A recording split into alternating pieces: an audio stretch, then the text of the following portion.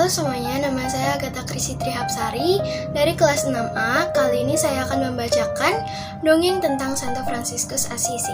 Terima kasih. Fransiskus dilahirkan di kota Assisi, Italia pada tahun 1181. Ayahnya bernama Pietro Bernardon, seorang pedagang kain yang kaya raya, dan ibunya bernama Donna Pica.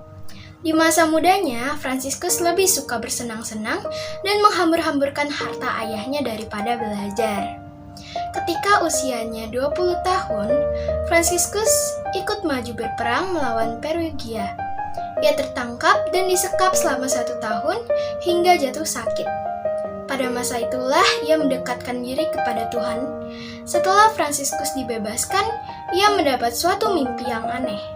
Dalam mimpinya, ia mendengar suara yang berkata, "Layanilah majikan dan bukannya pelayan." Setelah itu, Fransiskus memutuskan untuk hidup miskin. Ia pergi ke Roma dan menukarkan bajunya yang mahal dengan seorang pengemis. Setelah itu, seharian ia mengemis. Semua hasilnya dimasukkan Fransiskus ke dalam kotak persembahan untuk orang-orang miskin di kubur para rasul.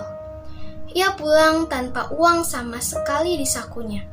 Suatu hari ketika sedang berdoa di gereja Santo Damiano, Fransiskus mendengar suara Tuhan. "Fransiskus, perbaikilah gerejaku yang hampir roboh." Jadi Fransiskus pergi untuk melaksanakan perintah Tuhan. Ia menjual setumpuk kain ayahnya yang mahal untuk membeli bahan-bahan guna membangun gereja yang telah tua itu. Senor Pietro Bernardon marah sekali. Fransiskus dikurungnya di dalam kamar. Fransiskus dengan bantuan ibunya berhasil melarikan diri dan pergi kepada Uskup Guido, yaitu uskup kota Assisi. Pak Bernardon segera menyusulnya. Ia mengancam jika Fransiskus tidak mau pulang bersamanya, ia tidak akan mengakui Fransiskus sebagai anaknya dan dengan demikian tidak akan memberikan warisan barang sepeser pun kepada Fransiskus. Mendengar itu, Fransiskus malah melepaskan baju yang menempel di tubuhnya dan mengembalikan kepada ayahnya.